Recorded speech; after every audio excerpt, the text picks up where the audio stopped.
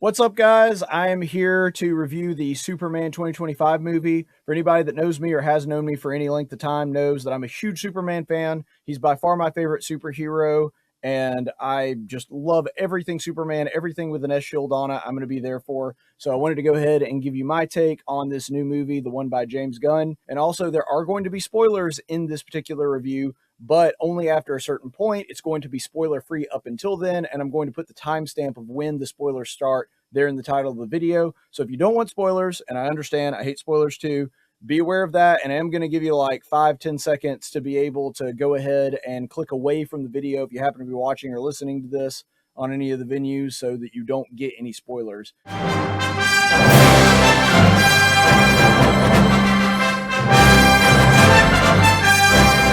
So first of all, my overall thoughts, it's really good. It's very fun. It's very funny. It was very enjoyable. Like, I was in a good mood after coming out of this movie and felt really good about it. Are there problems with it? Sure. It is not an absolute masterpiece. You know, the DC universe for this really needed a grand slam. It's not a grand slam. It's more like a really good triple, maybe even like a solo homer. So it's good. You know, you're really thrilled about it, but it's not quite what DC was hoping it was going to be. But overall, really good movie. Highly recommend it. Go see it in the theaters. This is a theater summer blockbuster, popcorn and drink kind of movie. So highly recommend it. You will not be disappointed. Are there going to be some things you probably don't like about the movie? Well, there were some things I didn't like, and we're going to get into that. But overall, thought it was a really good film. Would highly recommend it. Already seen it once. Probably going to go see it at least 2 or 3 more times.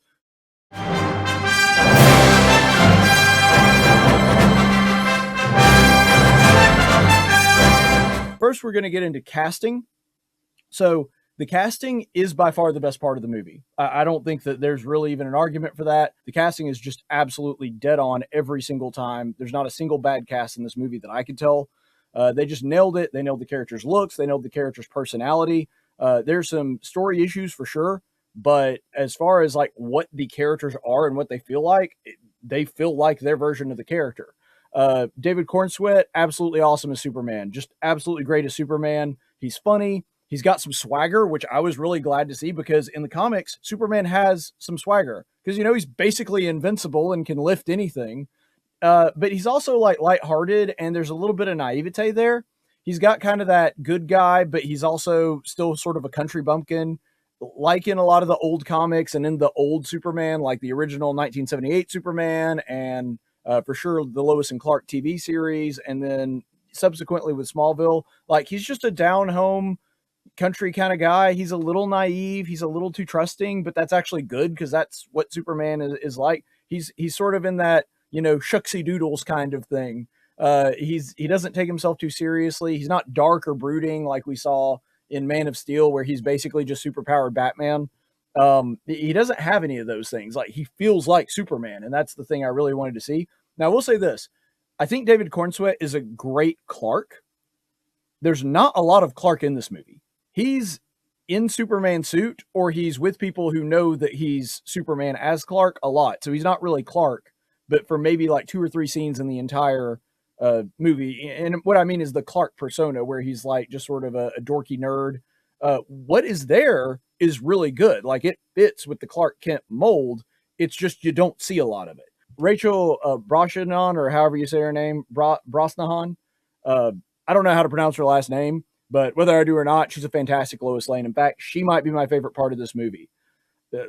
And I'm not saying that because I think she's better than Superman. I like Superman more, but I'm just saying, as far as casting, as far as how they nailed her character, I love this Lois Lane because she's so refreshing and so much different than a bunch of the Lois Lanes that they've tried to do recently, because she's absolutely gorgeous, but she's gorgeous in a practical, everyday sort of way. She's not a supermodel. She doesn't look like she could walk onto the stage of Victoria's Secret showcase or something like that. She doesn't pull that off. She's just a normal woman. She's a very beautiful normal woman, but she's a normal person. And she felt very human, which I really liked. A lot of the mistakes that have been made about doing Lois Lane in previous mediums is they try so hard to make her into some kind of tough talking boss babe. And there's an aspect of that about Lois's character in the comics. It's true. But I think even the people in the comics, especially recently, have made that mistake with trying to handle Lois. They try to make her into this, just career woman who's domineering and isn't afraid and doesn't need a man and all that stuff. That's not who Lois is. This Lois felt like she could be vulnerable, and she felt like she was comfortable being vulnerable around Superman, which was great because that's who Lois is. I thought that she did a great job as Lois. This is the best version of Lois we've seen in a long time. And the chemistry between her and Superman is just absolutely amazing. And I think the reason for that is because she seems like a partner, not a competitor. She's not always trying to one up Clark or trying to outdo him. There's a little friendly competition there, and that's fine. They showcase that in the movie. But I think her real chemistry with Supes works because she thinks of him as a partner. She wants him to succeed, and she wants to be there to support him. And we haven't really seen that with a lot of Loises recently. And so I really, really like this version of Lois. Nicholas Hoult as Lex absolutely kills it every single scene. Now, he is kind of one-dimensional. Just so you know, this isn't going to be tragic, tortured Lex. Like, he is sheer evil. And it comes off that way, which I actually kind of like. I'm not saying that there can't be any nuance there, because I do think a complicated Lex is the best Lex, and this isn't really a complicated Lex. However, they didn't have much time to develop his character, and maybe that's the fault of the movie makers, but this version of Lex, he's just pure evil, and I'm okay with that. Like, the way that they portray Lex, he's just envious of Superman. He hates Superman. He wants people to like him more than they like Superman, and he doesn't understand why they don't because of how smart he is. And so because of that, really, I think this version of Lex is great. And they didn't try to make Lex tragic or misunderstood or goofy like they did in Man of Steel, which was the right move. This is a way better Lex. He feels like the Lex Luthor from the comic books. And because of that, I really like it. But overall, casting, going to give the casting grade A+, absolutely nailed it, knocked it out of the park with every single cast. Best casting in a superhero movie in a really, really long time. Even the superhero movies with great casting that are recent, like Deadpool, Wolverine, great casting overall, but there might be a misfire here or there. Every single casting decision was spot on in this movie. Can't say enough good about it.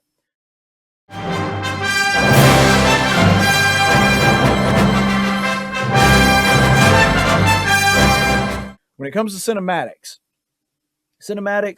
it's a very pretty movie. It probably overuses CGI a little bit, but the action and fights are really, really good. I thought that the action scenes were fun. They were thoughtful. They weren't just, endless punching back and forth. The suits actually look great. Even though I liked the Superman suit right away, I think that it came off a lot better in the movie itself than it did in some of the trailers and some of the leaks, where the costume looked a little bit cheap or whatever. Doesn't look that way in the movie at all. Looked really, really good.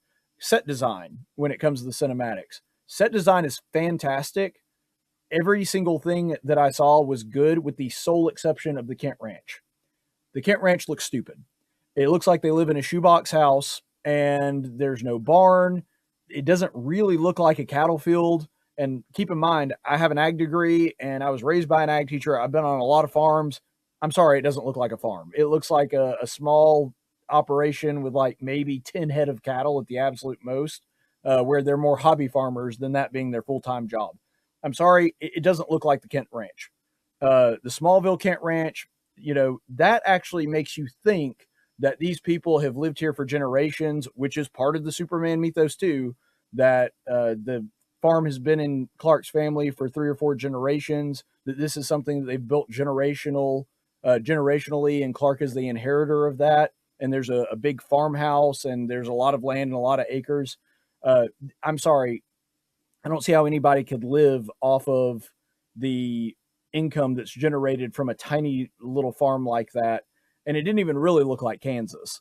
Metropolis looks amazing. The Fortress of Solitude, that's the best version of the Fortress of Solitude I've ever seen. Love the Fortress of Solitude. Love how they did it.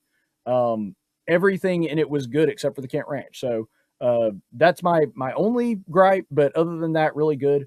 Graphics are really good. They have the laser etched block letters that you saw from like 1978 Superman. So there's a lot of nostalgia. The music and the score are all just like remixes of the John Williams score, which is one of the greatest movie scores of all time. So, the music's great. The graphics are great. It will tug on your nostalgia heartstrings if you're a nerd like me. So cinematics, I'm giving it an A-. It probably would have gotten an A+ if it hadn't been for the Kent farm.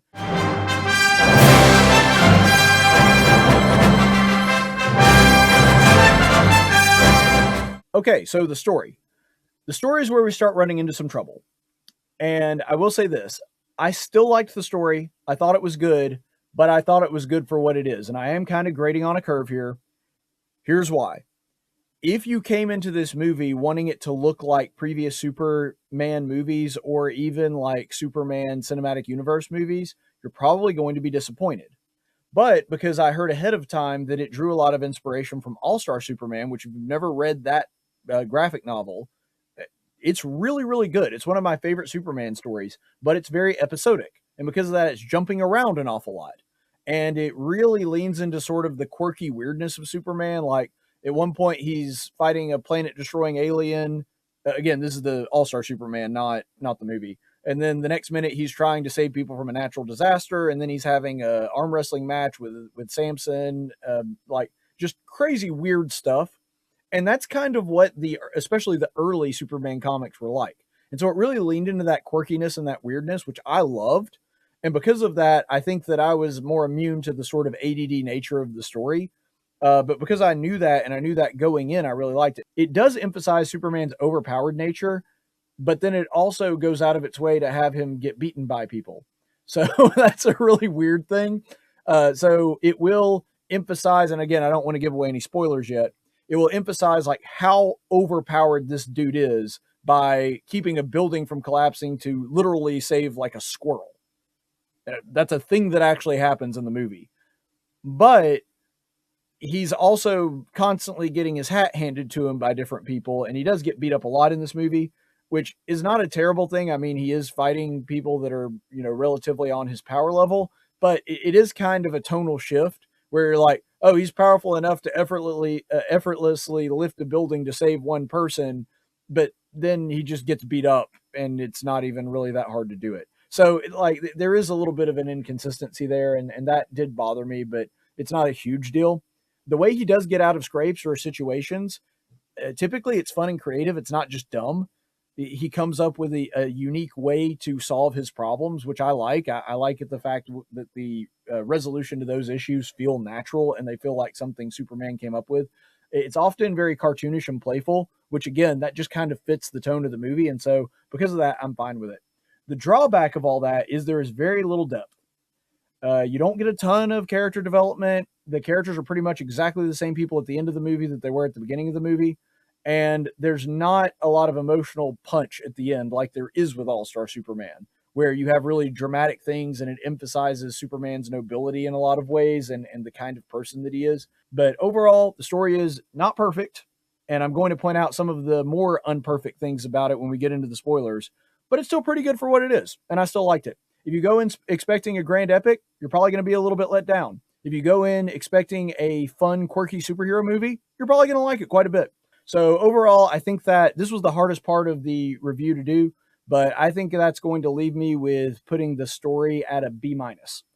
And I will get into more of the issues with that with spoilers. I came very close to giving it a C+ on this. But I'll tell you when we get to the spoiler section why that was the case.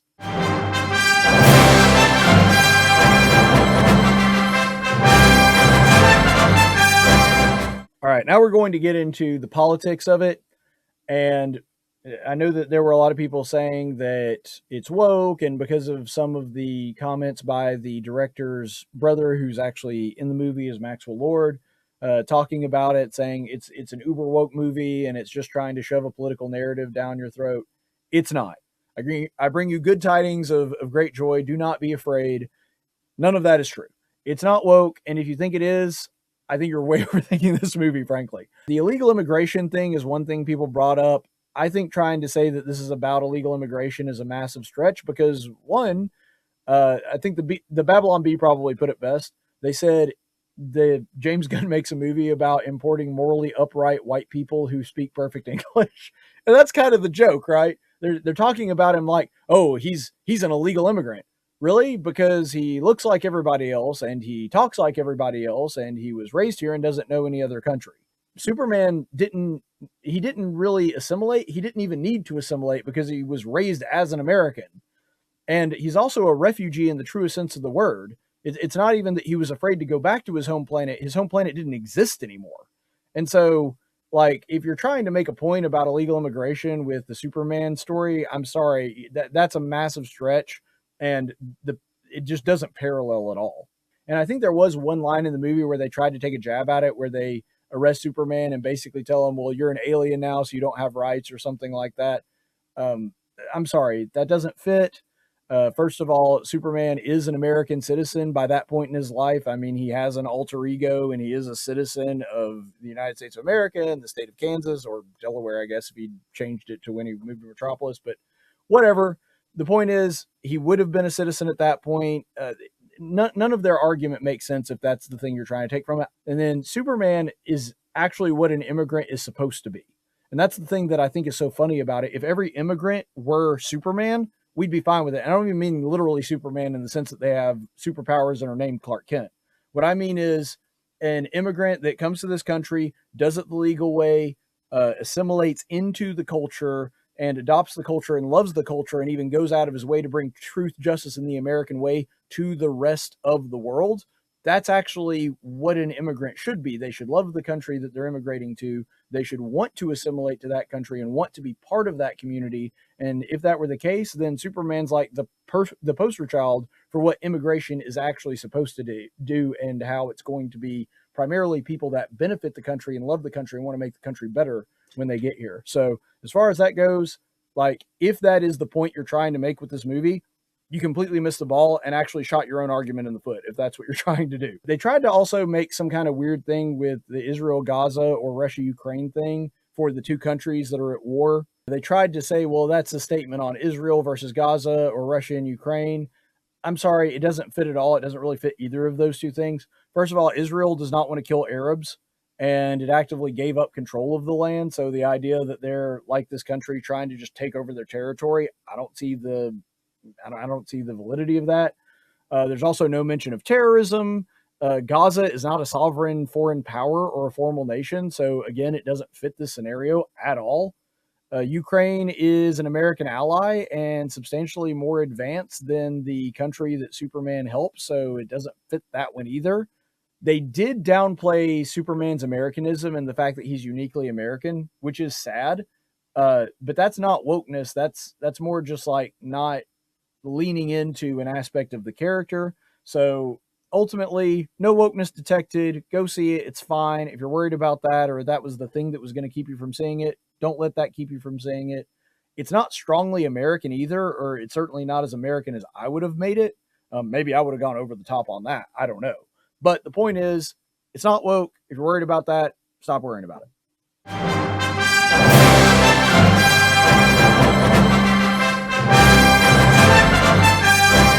That brings me to my final grade, and I will give it a B+. I think that it earned that. I was a little shaky on it because of my issues with the story, which I'll get into as soon as I start the spoilers. But I think B+, maybe a B. But go see it. It's really good. I enjoyed it. I think you'll enjoy it. The only caveat I will give to that is because there's so little character development. If you are not already familiar with the characters in this movie, some of the things are not going to make sense. Like if you don't already know who Guy Gardner is, if you don't already know that Hawk Girl is ruthless and absolutely will kill, she has no scruples about that. Or if you don't already know Mr. Terrific's backstory and are familiar with the Superman lore on some level, there's going to be some things you're like, what, huh? But you know what? At this point, everybody's so familiar with Superman's story, I think it's fine to just skip over his origin and go straight to it. So you might want to do a little research before this one. And like I said, I would read All-Star Superman beforehand if you can, or watch the animated film. But overall, it's still really good. I think you will get more out of it if you're familiar with the material. But if you're not, I still think you'll enjoy it.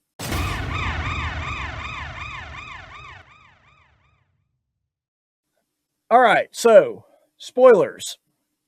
And if you don't want spoilers, I recommend you turn off the video now. Giving you time. All right, so if you're still here, I'm sorry. That's on you. I gave you plenty of warning. Most of my criticisms are story related, and because of that, I have to spoil the movie in order to get into them. So the first one is there is a big plot hole in Lex's plan. If he did all this to kill Superman, and there is a line at the end of the movie that says, I didn't try to kill you so that I could do all this stuff in my plan. I did all this stuff in my plan to kill you, which, by the way, makes sense. That is a very logical thing for Lex to have done.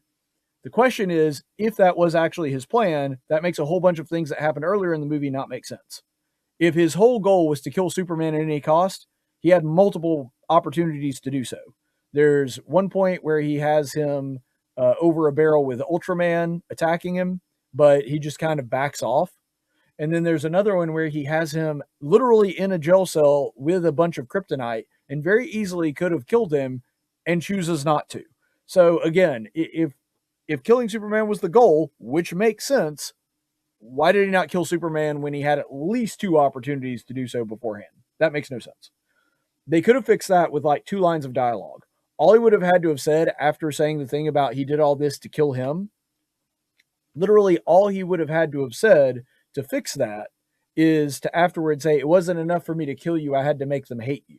Like turn public opinion against Superman and see him fall, which, by the way, fits with Lex's character. It fits with his whole thing about being envious and wanting them to love him more than they love Superman.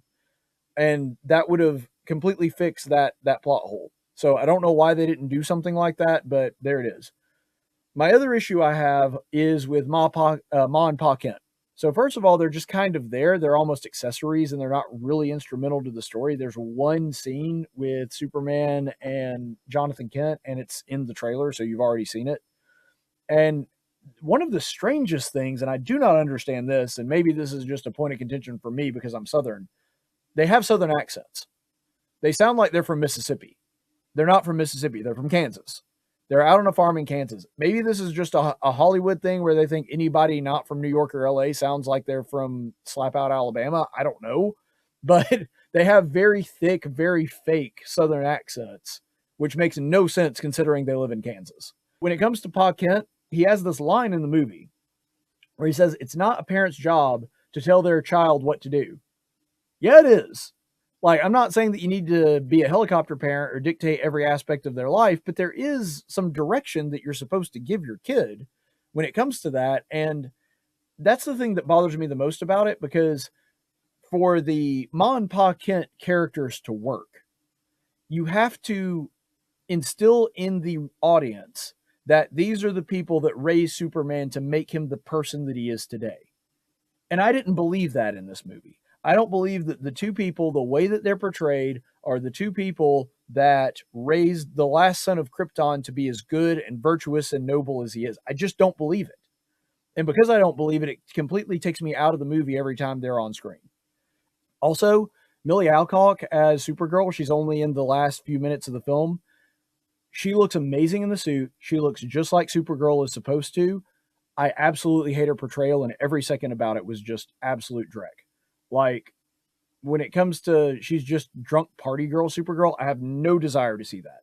None whatsoever. That's not who Supergirl is. Is she a little bit rebellious and make rash decisions? Sure. But that's different than adopting a party girl mentality where she's literally planet hopping and ignoring all of her responsibilities so that she can get drunk. That's one of the stupidest plot points I've ever heard. It was an incredibly dumb move. Jor-El and Lara-El, that is the number one problem I had with this movie. And I think that it completely undermined the movie itself. You can't retcon them into bad guys. So Superman in Smallville has a bit of a misunderstanding with Jor-El and doesn't really get what he wants him to be, and that Jor-El is a good person that wants him to help the humans, but maybe just has a low opinion of them. And all of that gets sorted out by the end of the 10-year run of Smallville. So if you do it that way, I'm okay with it. But with this movie, it just made it sound like Jor-El and Lara-El, they're just jerks and they want him to, create a harem of women, and which, by the way, also doesn't work, because even in All-Star Superman, which this is based off of, they make it a very clear point to say that human and Kryptonian DNA are too different to even create children. So that doesn't really work with the source material.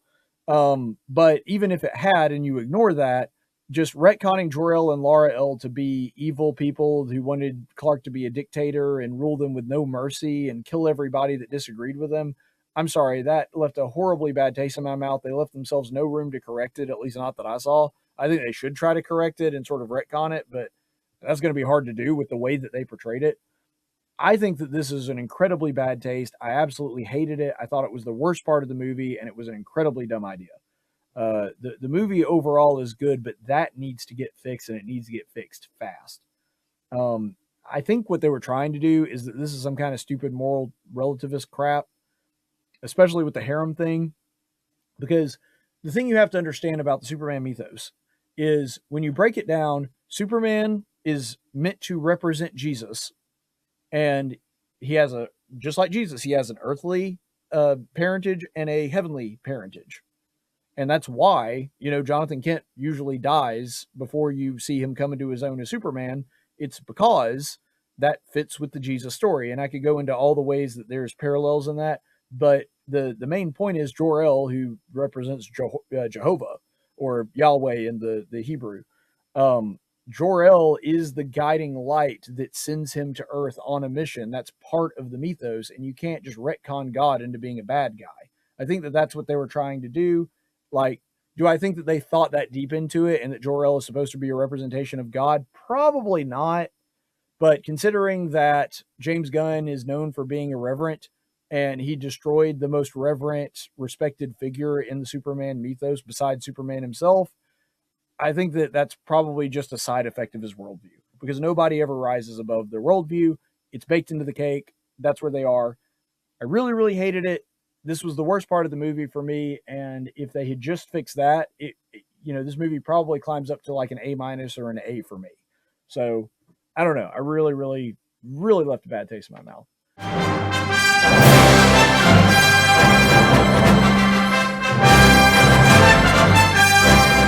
So, final thoughts. How does this measure up to the other Superman movies?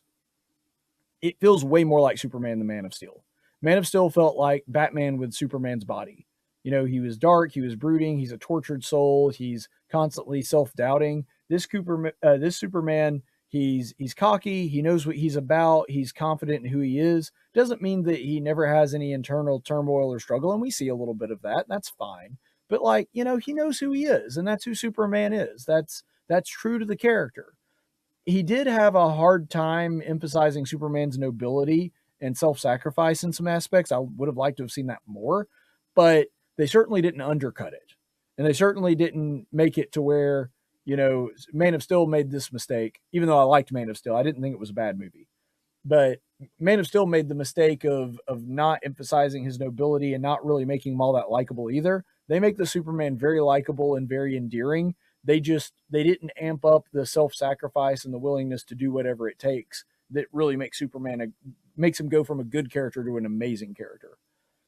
The Superman movie is not as good as Superman 1 or 2 in my opinion, but it is better than every other Superman movie live action Superman movie that I've seen that I can think of. I would say that if you throw in the TV series, I like Smallville and Superman and Lois more, but I don't know that that's really a fair comparison because it's two different mediums, and I really like long form stories. So Smallville and Superman and Lois had way more time to develop their characters, and because of that, I think that I was naturally going to gravitate more towards them. But overall, Superman feels fun again. It feels like you can go to this movie, go with your friends, go with your kids, and just have a good time. And not everybody has to, have real high emotional stakes in it. I thought that there was a little bit of that, but this is more of a fun movie. My friend is fond of saying that movies either need to be roller coasters or art galleries. They're either doing something really cool or interesting and you really have to think about it, or it's a roller coaster and you're just along for the ride and you're just there for the thrills. And that's kind of what this Superman movie is. And we haven't seen that in a long time. And so because of that, I'm on board for it. I thought it was really good. So yeah, go see the new Superman movie. It's really good. Highly recommend it. Only place left to go is up and away. Stay the course, friends. Ever wonder where Superman gets his incredible powers? Some people say it's the yellow sun of Earth, but I think it's because he subscribes to this channel and likes my videos. Now, I'm not saying that if you subscribe to my channel, you'll necessarily wake up tomorrow as a super strong, nearly invincible alien, but it definitely doesn't hurt your chances.